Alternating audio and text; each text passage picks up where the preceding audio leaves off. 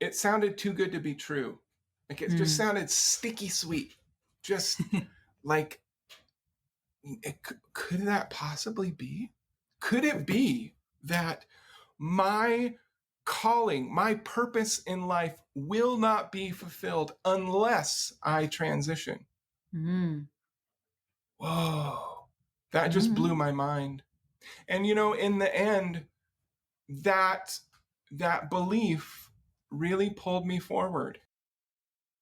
Hello and welcome to the 50 Shades of Gender podcast. We get curious about all things gender, sex and sexuality, as well as relationships, feminism, the inclusive kind, mental health and kink, and all that makes us humans unique and diverse. From body positivity to body dysmorphia, it's all welcome here. If you like what we do and want to make a contribution, you can become a patron on Patreon. Visit patreon.com/50 Shades of Gender or buy us a coffee. Links are on the website. Now, join us on a journey of inclusion, acceptance, and respect. I'm your host, Esther Lemons. I am a cis queer woman, and my pronouns are she and her. This episode is not my surprise coming out story, but rather I have a conversation with ESTHER LOEWEN. Esther's pronouns are she and her, and she is a transgender woman. She also identifies as a parent, spouse, pastor, professional includer, and queer. Find out what that means to Esther in this episode. We also talk about how coming out is an ongoing process, questions to ask yourself on the gender journey, finding hope in spirituality after trauma, grieving the loss of vocation, taking a leap of faith, embracing how God made us, integrating and honouring the old self, and entering the next chapter in life with dignity and grace. It was recorded on the 3rd of November 2021. Now let's get into the episode. Hello and welcome. What's your name? My name is Esther. Hello, Esther L, in fact. Yes, I noticed that just now as well. Not confusing at all. So welcome, Esther. And tell me about your gender experience. Where would you like to begin? Well, I'm a transgender woman. And for me, that means that I was assigned male at birth, male sexed body, and was raised in the early 1980s in the United States, in the Northwest of the United States, and so inherited a lot of that kind of masculine male training, and it from a pretty early age, there were things about that did not fit, and there were deep longings inside of my heart, and also wishes to be welcomed and included sort of into the community of women, the community of girls. And so I had sort of questions that came up over the course of many years, and then finally, when I was 39 years old and found myself in really deep depression and despair, kind of came to the conclusion that I needed to at least look honestly at these questions about my gender. And as it turned out, that was a really important decision for me, and I think a really good decision, because up until I was 39 years old, I had never willingly, openly explored these things. It was always something that was just kind of, it was hidden. It was it was a secret. It was something that I was ashamed of. It was something I was scared of. And so for the first time at 39, I made the decision, I'm going to explore this, and I'm going to find the answers to this and find out who I feel like I am and who I want to be. And I'm going to just be honest. And it's really changed a lot. So I'm in the process of transitioning, which maybe will last for the next 40 years of my life. And so I identify as a woman, as a girl, as transgender. I'm married to a wonderful woman. We've been married for 16 years, and we have two children together who are 10 and 7. And it's been a wild but a beautiful ride, and our marriage is stronger than ever. and I don't know, I don't know if I really take on the label of lesbian, even though I identify as woman and am attracted only to women. That label feels like there's some more to it than just those mere things. And a lot of the lesbian women that I know have really been through a lot, and they've been through things that are different than what I've been through. And so I feel a little bit unsure about, taking that label on, but be that as it may, I'm here and I'm happy, and I'm living life. So I live in Southern California. Yeah. And it's beautiful. I was out for a walk with my dogs this morning. So, you just mentioned, coming out has been a very recent event for you. How long ago is it now? Well, I came out publicly on my social media accounts on October 11, actually it was October 9 because of some technical details, but on, what we call National Coming Out Day here in the States. I don't know if that's, the same anywhere else, but it's kind of like a day where folks who are LGBTQ reflect on what it was like for them to come out, and then also a day for, sort of new people to come out. So I joined that, and 1 year prior, I had come out to my wife.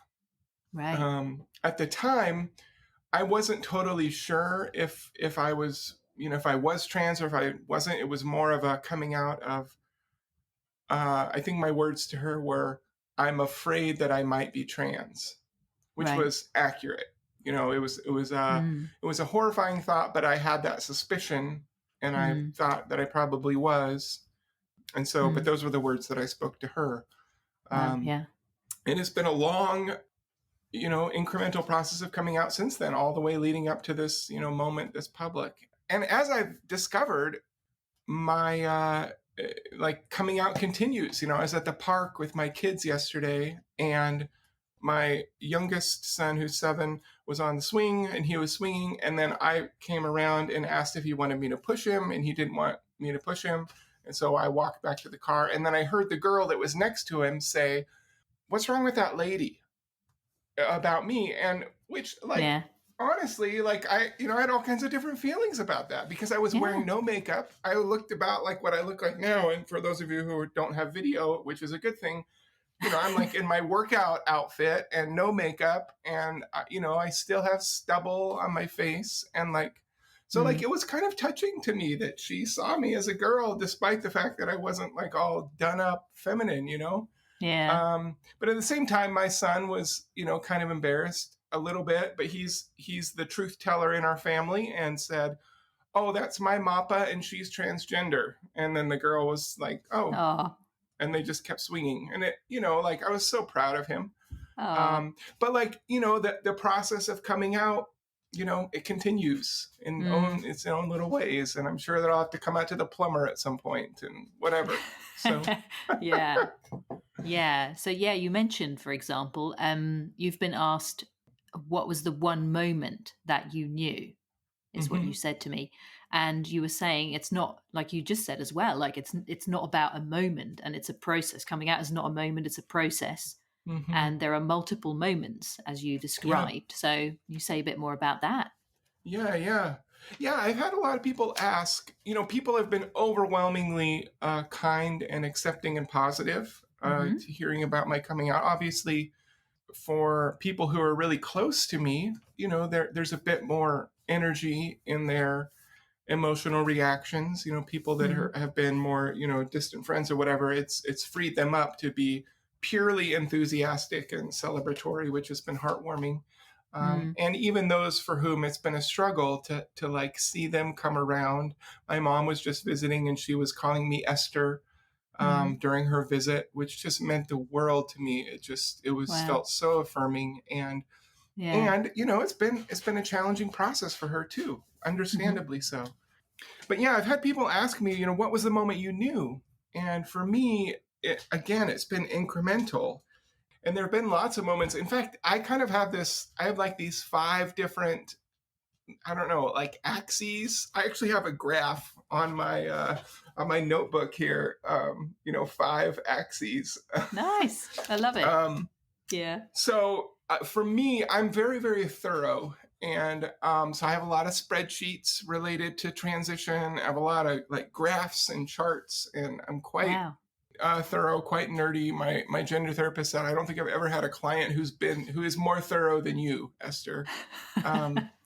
And that there's probably a psychology problem underneath that somewhere. So for me, there were 5 different things that I needed to make sense of in order to have peace about my identity. And the first one was I wanted to make sense of it like philosophically, scientifically. What's the basis? Like, is transgender, is that even a real thing? Is this like what? Mm-hmm. So that was important for me. And that's something I'd been studying and reading about for many years. But there was some work that I did around that. Julia Serrano, I really loved her stuff. She's a biologist, trans lady. She wrote Whipping Girl. It's kind of her famous book from the 90s. Okay. Anyway, so that question about philosophy and science. And then a question about my own personal awareness. Is my evaluation correct? Do I really want to be trans or do I really want to go through transition? Is that what I need? Is that where my soul is, is this a true description of who I am? That was a really important question. Went through a lot of stuff with that. There's this lady, Daria Hoffman Fox, who wrote a workbook about gender, identity kind of stuff. And that was really helpful to me. And then there was a question about testing. Like I wanted, there's a difference between like, having a bunch of journals. I have all these, I have like a whole stack of journals that I've filled up in the last year. There's a difference between that and like, how does this actually feel? Does it feel good to, wear women's clothes, for example? That was kind of my, so I had lots of different, just kind of practical testing. What does this feel like? What does it feel like when someone calls me ma'am? And that kind of thing. So that was important. And then there was a practical piece, like how much will I lose? Is this even possible? If I were to lose everything in my life and everyone and my career and all these things, like, would I still wish to proceed? Is it practical? And for a lot of years, I assumed that I wouldn't be able to stay with my family if I was honest about what I was feeling, and that was terrifying. And as it turns out, I have lost some things and some people, or maybe some people, lost my career, or at least my vocation. But that practical question was important. And then the 5th one, which ultimately for me ended up being the most important question, was, like it was spiritually, what does God want? What's in my soul? What do I feel like I was made for? I believe I'm a spiritual person. I believe in God, or like I use lots of different words in place of like, I'm not super rigid about that, but I do believe that there's something in someone bigger than me, and that there's like, and that I have a personal connection with that someone or something. And it was important for me to feel God's blessing on this choice. It was important for me to feel that I was receiving, affirmation, and in a lot of ways, ultimately it came down to that.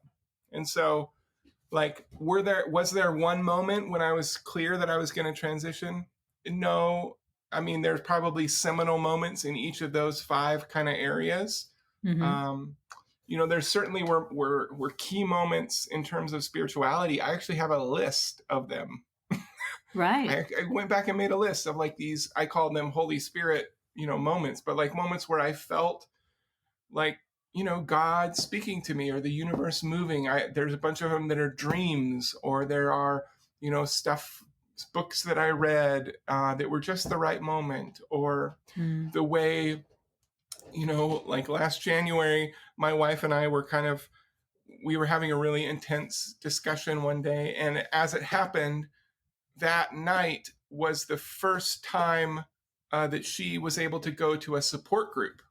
There's Right. an area support group, a Zoom support group, and that support group for her has been just life-changing. And it's not one that I go to. I have a different one, but it was just incredible. And they just welcomed her in, and they've become community to us. And we're friends with some people in that group. And so there's just these like crazy moments where it's like, something's happening here. So like, and those moments just keep unfolding, they keep just these, there was a moment up in the woods with, where I walked, I stumbled across a butterfly garden, and there was a moment on where I've listened to, podcasts, and someone will say like, and the number of times that I've heard trans people say things that I myself have thought is like, oh, okay, no wonder. Like, it's the number of times when I've been like just astonished by like, oh, that I found people who are like me. This now, like all of a sudden, I'm hearing language that explains what I've been going through my whole life, and here like being in support group and like saying something, about my gender, about my body or whatever, or talking about dysphoria a certain way, and seeing 15 different people in the group all nodding their head at the same time. Like, yep. And like, it's like, okay, yeah, this is how I'm clear. And so that gave me a lot of peace. That sounds very affirming, a sense as of blessing. Well. Yeah. So you mentioned you lost your job. You share a bit more about that. Sure. Yeah. So I grew up in a really conservative Christian denomination called Seventh-day Adventist. It grew in the Second Great Awakening in America. So that was just prior to the Civil War. And really, it's a much more of a world denomination than an American one at this point. There's 25 million Adventists in the world or something like that, and less than a million are in the States. So it's quite spread, but quite conservative, really very distinct subculture. And so I grew up within that and really resonated with many aspects of it. It was also my spiritual home. And I went through some different layers of trauma as a child, and sort of the theological system that I received from my Adventist roots helped me to make sense of that pain and that chaos. And one of those events was I went through a house fire where my brother passed away in the fire. I was present for it, but I was able to get out. My mother and my sister, my brother passed away, and that was obviously a profoundly difficult event at 18 years old.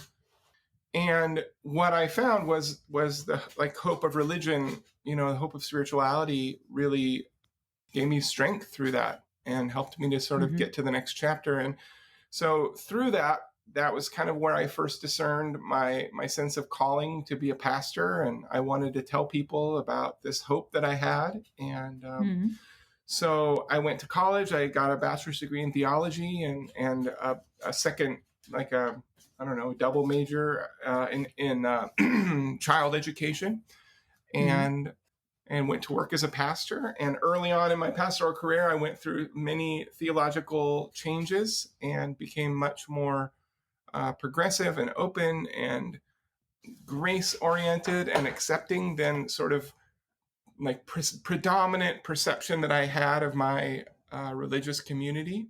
So I felt for a lot of my career, I was a pastor for 16 years. For a lot of my career, probably for at least 2/3 of it, I felt like a black sheep a lot of times because I was really on the edge theologically. And there were aspects of the denomination's official policy that I wasn't comfortable with, such as the explicit exclusion of LGBTQ people from membership in certain circles, but certainly from leadership in the vast majority. Women almost universally are not ordained in my, in that, in the Seventh-day Adventist denomination. And it's funny. I kind of like thought routinely, like, man, the joke's on them. They ordained me a long time ago, long before any other, like, yeah. but Yeah. So when I came out, the official policy of the church is that, LGBTQ people cannot be pastors, or really, probably not employees either. Like, I think it would be really difficult, but certainly pastors, it's a no, it's just not possible. And so once I came out and made it clear that I was going to be transitioning, it was also made clear that my employment would need to come to an end. So I resigned last July, and then, I mean, like I mentioned before, that kind of asking those questions about what was I going to lose and what the practical things were. Like, this wasn't a surprise. Like, it wasn't, it was predictable. Like, and I was already making plans about what options might be available for me in the future. But I can't lie. I spent many, many, many, many hours crying, just sobbing from like the depths of my soul, like the most painful, ugly crying you can imagine, considering the loss of my vocation and the loss of influence. And I mean, I was a pastor of a large congregation in my area. We had 1,000 members, and I had 5 full-time people working with me, and I was the senior pastor of that crew. And I got to preach every week, which I absolutely loved. And a big chunk of my job was just to bless people and to write notes and to cheer them on and to show up at school. And I loved it. I mean, there are parts of it that, I won't miss. Being a pastor during a pandemic is, hell. But I loved it.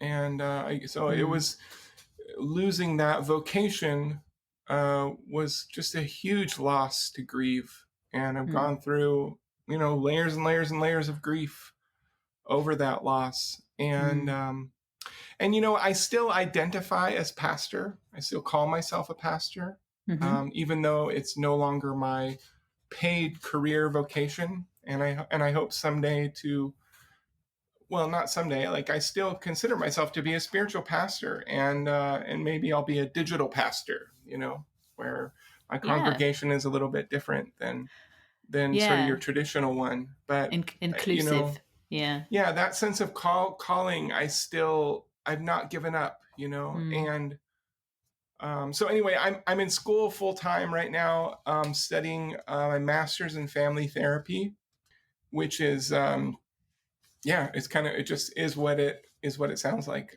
Couple and family therapy. Sometimes it's called marriage and family therapy. I like couple and family therapy better, but so I'm in school full time. I'm tired. I'm in week 11 of the 15-week semester, and so that will be my next phase of life is practicing as a family therapist, and hopefully I'll get to work with, especially with trans people. I would love to help walk with folks through the process that I was blessed to have people walk with me through, That sounds like it's much needed. Yeah. Yeah. Yeah. So you just talked about the next phase of your life. What was it like integrating, all this, like your life pre coming out and this next phase that you're now entering, basically? Yeah. I'm still kind of trying to make sense of that. It's an open question in a lot of ways. But for me, it was really important to sort of have a both and attitude about it. I didn't want to have like a bifurcated perspective where, that first 30, even 39 years of my life was terrible and awful and bad. And I'm ashamed of it and I won't ever speak of it again. And then, I'm going to live the next, 65 years. I don't know how many I'll make it, but but I'm going to live the next decades of my life in ways that I want. Like, for me, I wanted to, see it like holistically, I guess, and with an eye of grace and with an eye of kindness and sensitivity. And there's this lady, I read her book, Rachel Mann, Mann. She's a priest, Episcopalian priest in the UK, and she transitioned, and she did not lose her career like I did. She's still a priest, and she wrote a book called Dazzling Darkness that I've read now twice. That just blew my mind, and I loved it. And one of the things she talks about is the importance of that, integrating her old self, and she talks about how early on in her transition, she would tell people in her family, and I may be misquoting this, but like she would say things, to the tune of, well, don't talk to me about, I don't even remember what their birth name was, but don't talk to me about Paul. Paul is dead. And so she talks about in the book sort of coming to have a new perspective about that, where she, mentally, blessed and included and looked after and cared about this first part of life. And I want that for myself. And I don't really hope to or plan to like try to keep the fact that I'm trans, like, an absolute secret that nobody can know about. Like, I just, I don't have judgment against people who do keep those things more private. And I plan to protect it, but it's not something I'm going to actively hide. And so I want to be able to rely on the lessons that I've learned, and I want to keep growing. And yeah, so one of the challenges with that is I actually wrote, and I'm sure we'll talk about this, but I wrote a book about keeping secrets. Yeah. And I wrote it when I was presenting as Chris, and I was known as Chris. And so I really went through this struggle in a tangible way when I came out, because the book was finally, it was just published in August, so I was right in the middle of this process. I was doing my final edit of the book as I was like making sense of my gender. And so I was really struggling with like whose name should be on the book. Should it be Chris, as it was all along, or should it be Esther? And that was a tough decision. And I don't really feel like there was a right answer to that necessarily. I ended up choosing to put Chris's name on the cover and to put E.E. Loewen on the inside as an editor. And that's what ended up feeling right to me. It felt like it was honoring those things, because I think that if I were to write the book today, everything that's in it, I totally believe. But I do think that there would maybe a different flavor and a different emphasis, and I might have a freedom that I did not allow myself when I wrote it before. And so, in the end, I felt like if I put Esther's name on it, that it may not be totally true to who I am now, but it was certainly true to who I was then. And it's it's complicated, but it's like a both and thing. I love Richard Rohr. He's a Franciscan priest from like Albuquerque, New Mexico, and written some really amazing stuff. And one of his hallmarks is talking about non-dual thinking and non-dual spirituality, and the idea of both and sort of getting away from like, one extreme or another, but sort of asking ourselves, well, how are both these things true? And man, I'm living that. Yeah. Yeah. Do you think you'll write more, or like even another book? I hope so. Yeah. Writing has been something that I've always wanted to do. It's always been a dream and a hope and a goal of mine. So getting this book out was a huge accomplishment. It's called Hidden, by the way. Hidden, Why Secrets Hold You Back and Launch You Forward. And, obviously as a trans person, I have a lot of secrets, and a lot of hidden in my life. But the book, like, because it's written in Chris's name, it doesn't actually talk about me being trans. And I have a lot of other areas in my life that are, where I experienced, hiding things for lots of different reasons. And so Someday I honestly would like to go back and write a second edition of the book and sort of incorporate all of the wisdom from my life, including the wisdom that I learned from being trans. And, one of the chapters that I want to add is the question about why come out? Why come out at all? That was a question that was a really heavy one for me over the summer, was thinking about,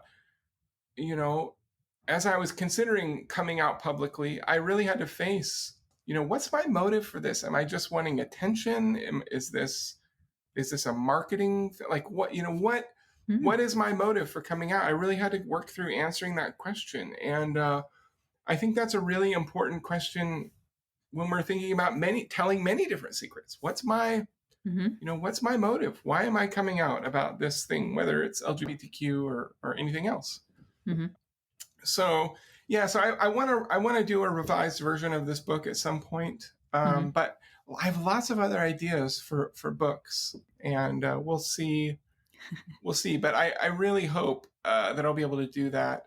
I would love to be at a place financially where I can afford to pay an editorial team to take care of all of the detail. Like, I did all the layout myself. I did the copy edit for the most part, which you probably can tell because there's still some errors here and there.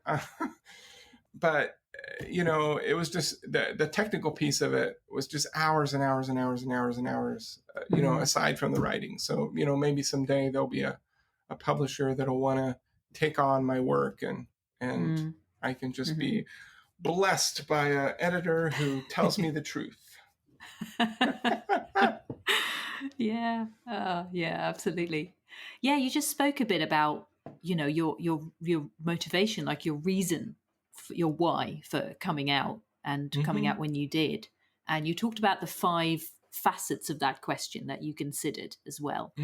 So what was the answer there? And you said the spirituality factor was the most important one to you. So who do you think, as you said, who do you think God is inviting you to be and to live your life as? Well, so the question of whether or not I ought to transition, and that for me was really that was deeply spiritual, and I early on, I read a book. I read a lot, obviously. I read a book by this man named Austin Hartke. He's a theologian and a pastor. And if it isn't clear, I think that you can be a person of faith, a Christian faith or any faith, and be trans. I know that there's perceptions out there that those are diametrically opposed. And I know that there's some people in my spiritual tradition who would like them to be diametrically opposed, but it's not true. There are many, many, many, many, many, many, many, many LGBTQ people who have found a way to stay connected to their faith. And there's many for whom those experiences were just too painful and too toxic, and they needed to step away from it. And I think that both of those experiences are valid. But for me, that finding a way to carry my spirituality with me was important. So anyway, I read this guy, Austin Hartke, and I've become connected with him. He has this ministry called Transmission Ministry Collective. And it's like a support group network for trans Christians like me. And I've been attending their support groups for over a year. And they've been absolutely life-saving. And so anyway, I read his book, and he has a section where he talked about how, for a lot of trans people, the question about whether or not to transition, for a lot of trans Christians, the question about whether or not to transition was not so much about, ultimately, it wasn't so much about, is this okay? Is this acceptable? Is this wrong? And instead became a question of believing that this was what God was calling them to do, and that in some way their sense of mission and purpose in life was connected to them transitioning and them being honest about their transgender identity as God made them that way. And when I first read that, I just couldn't get it out of my head. And when I first read it, I thought of it as, it sounded too good to be true. Like it just sounded sticky sweet. Just like, could that possibly be? Could it be that my calling, my purpose in life will not be fulfilled unless I transition? Whoa, that just blew my mind. And in the end, that belief really pulled me forward. And for many years, for 10 years, I've had a personal mission statement that essentially says, I'm here to create inclusion. I'm here to welcome people to the table. I'm here to make sure that every person I come in contact with is welcomed and wanted and needed, and they know that they are worthy. And so it was such a beautiful thing to consider. Wow, what if I will only be able to accomplish that sense of mission about inclusion if I proceed with transition? Like, what if God made me trans in order to live out that mission that has been so clear to me and that has been so meaningful to me over the years, even as Chris, that's been an abiding sense of, it's been like my North Star. It's been the thing that's oriented me in life and making decisions. Like, what if I'm only just now, just barely beginning to scratch the surface of that? And what if God made me trans because that's what I'm here to do? That was an astonishing, like I said, sticky sweet possibility. And ultimately it's a leap of faith, Yeah. like it's that, and when it comes down to it, it's a leap of faith. But I move forward toward transition very much because of that conviction that that I have calling and purpose on the other side of transition. I have something that is for me to do that I would not be able to do if I were to be too scared to say hello to who I am. So that was really huge, and I think in terms of, when it comes to like coming out, I think the answer to that is slightly different, which is, like I think we come out because we want to be affirmed, and it's a normal, natural human experience to wish to be affirmed. I think we come out in order to be known and understood. And, for me, there's an edge of, sort of mission and purpose in that, because like, if I let myself be known and understood, then there may be other people out there who can see themselves in me, and they might be able to take the risk of being known and understood themselves, and maybe be blessed, and maybe feel more included in life. But there's that. And then also there's a piece of like, that's about dignity, personal dignity. Like I live, at least for me, like I live in a culture where there's a lot of shame surrounding, being transgender, or being LGBTQ, of bending gender barriers, and so coming out is an act of, it's an act of dignity, and it's an act of defiance, and it's an act of criticism against a culture that would shame me for who I am. And and like, the whole like pride movement and pride, parades and all that, touches on that a little bit. It's not like an arrogance. It's a pushback against a culture that would shame us. And so for me, ultimately, it came down to those things. I wanted to bless others. I wanted to stand up. I wanted to be seen. I wanted to be known. And I wanted to like sort of own that for myself and fight back shame. There's so much shame. I've had so much shame about my gender and my questions about gender over the years. So much shame, so much self-loathing and hatred, and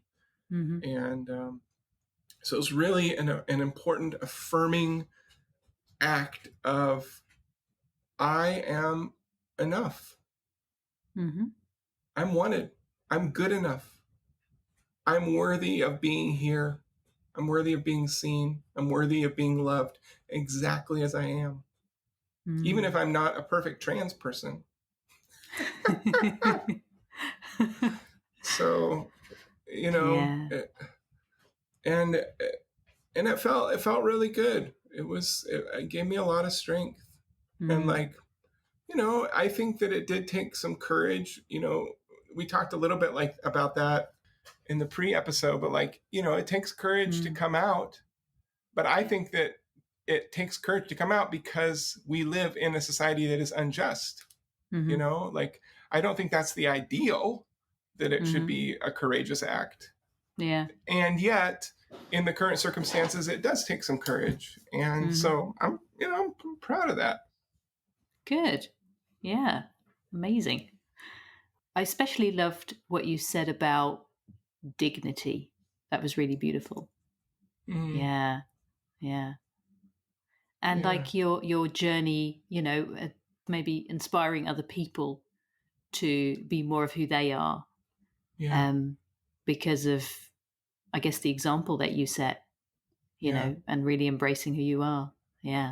Well, I don't know. There's a documentary on Netflix right now called Disclosure, and I believe it's called Disclosure. And in any case, it's a documentary featuring a bunch of different trans people, and they're reflecting on their experiences with media over the course of their careers and over the course, of their lives. And one of the themes in the program is, the way that trans people are depicted or have been depicted historically by, on TV and stuff has been like as the butt of jokes, or as, that we're like these mysterious, deceptive people that are trying to harm others, or that we're like murderers or whatever, or that we're, these fascinating things to laugh at. And, my first exposures to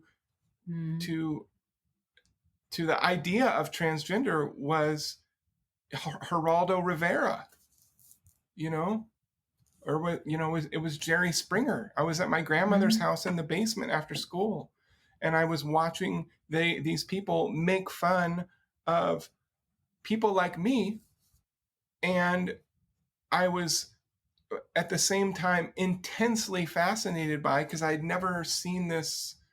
I didn't know it was possible, and yet horrified because of how cruel everyone was and how shameful that I knew it was. So this is, I have a lifetime. I was 8 years old when that was happening, and I have a lifetime of shame built up around this, and I've seen it over the years, like every joke, Silence of the Lambs and Ace Ventura, and you can go down the list of the media that I was a part of, that I enjoyed, which, and so that act of coming out, it really is like, not like, it really is an act of dignity, and it's pressing back against these messages that I've been shown my whole life, and that we've been shown, that, totally. that trans people are, whatever, all these lies about who we're not. And like, the truth is that, like, the trans agenda is me picking my kids up from school and taking them to the park.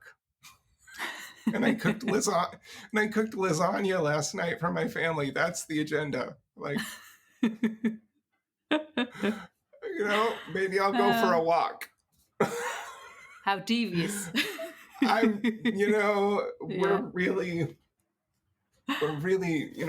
dangerous folks out here. Like, talking about spirituality on a podcast. Like, right. I mean, give me a break. Right. So, yeah. Yeah. Wow. Is there anything else you'd like to talk about that we haven't talked about yet? I don't know, really. I think we've covered quite a bit of what we covered a lot. Yeah. I guess maybe one message, like if I had a message to share with people, please do. It would be that your life is your own, and it's a gift.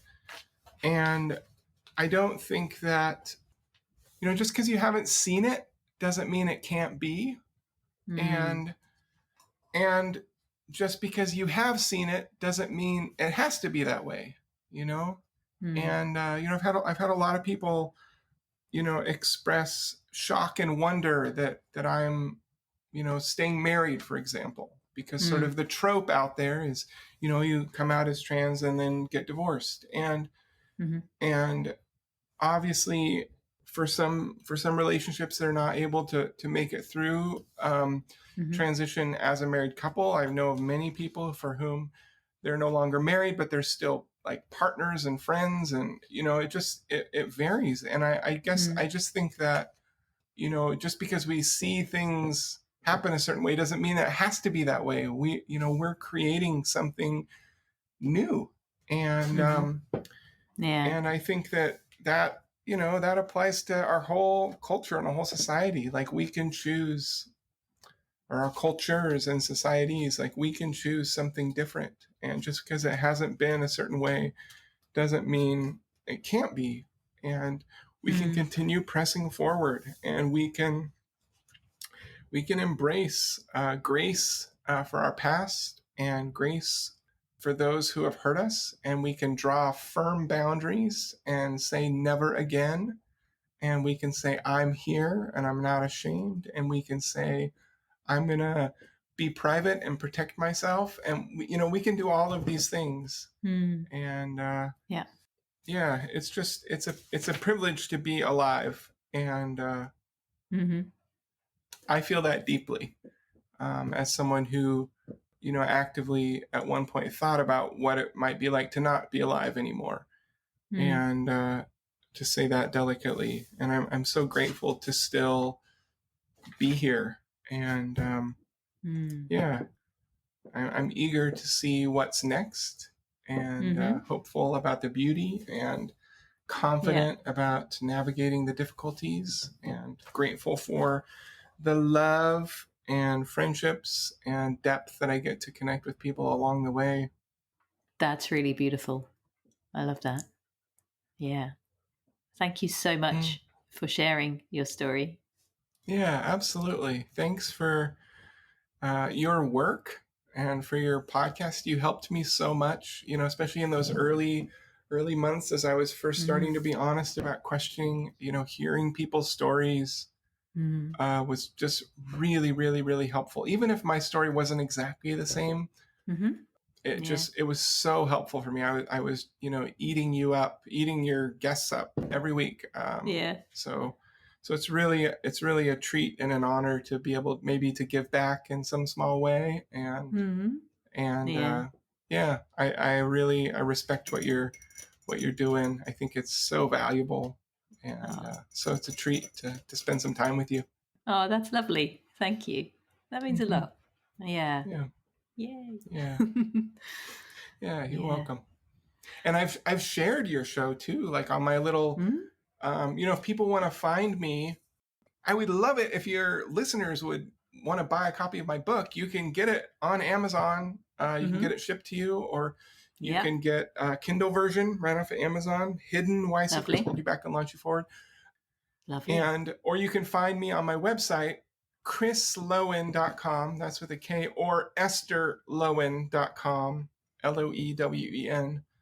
They both go to the same page, but you can find the book and stuff on there. But also, on that coming out blog post, I have it right there on the main page of my website. You can read it. It has my wife wrote her own response and sort of her own post about, her feelings about our relationship. But anyway, I linked your show down at the bottom there. That's where I was going to. Yeah. That's so I cool. can't remember who it was. Someone named Little Thunder.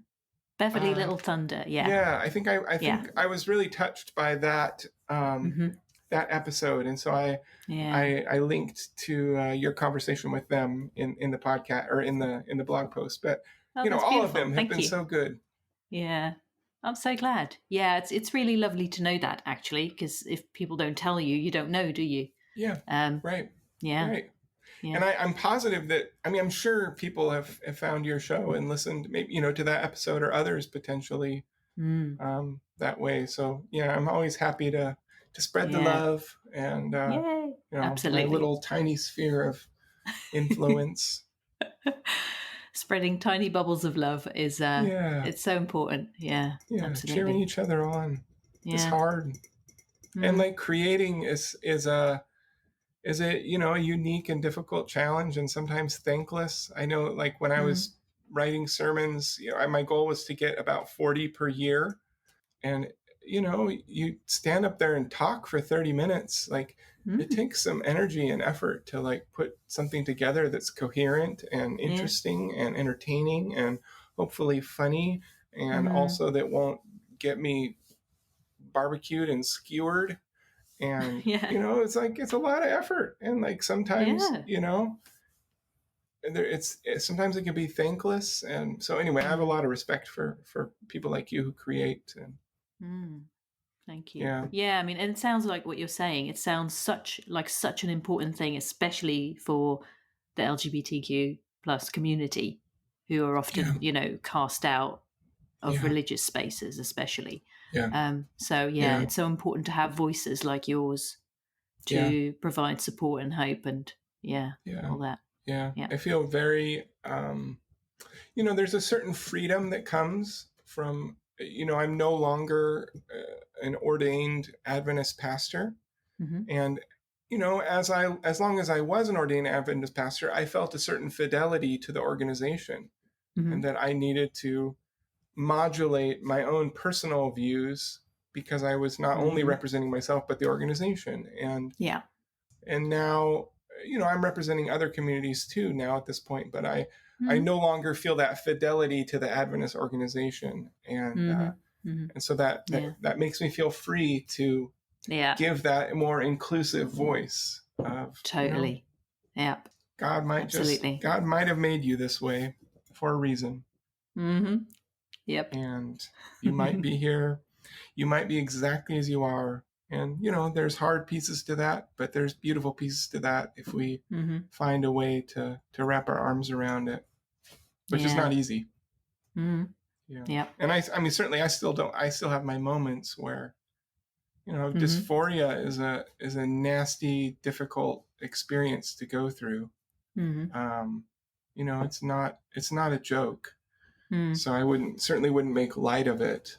And I don't think it can just be waved away by, the power of positive thinking or whatever.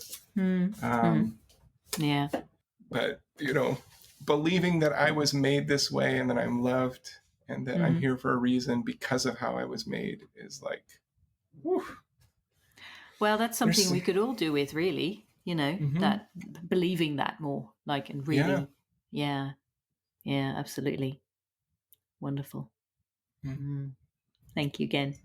Yeah, thank you. Yeah, it's been a privilege.